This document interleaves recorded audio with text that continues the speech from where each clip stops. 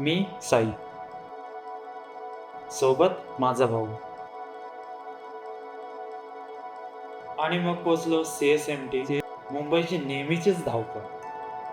इतक्या प्रवासानंतर एक मस्त मिसळ झालीच पाहिजे. मुंबई काही क्षण थांबत नाही. इथे प्रत्येक क्षणाला स्वतःची एक धावपळ असते. काम आटोपलं, आता वेळ होती परतीच्या प्रवासाची. आणि पुन्हा एकदा खिडकीतून दिसणाऱ्या प्रवासाकडे नजर लागते.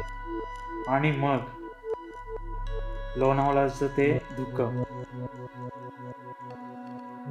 प्रवास अजूनच सुंदर करून गेला.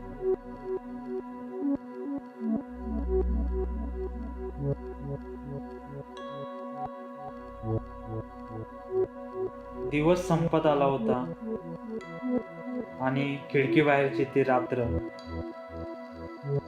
आपल्या जागी एक वेगळीच शांतता घेऊन आली होती. आणि शेवटी पुणे आलं. प्रवास संपला, पण आठवणी मात्र सोबत राहिल्या.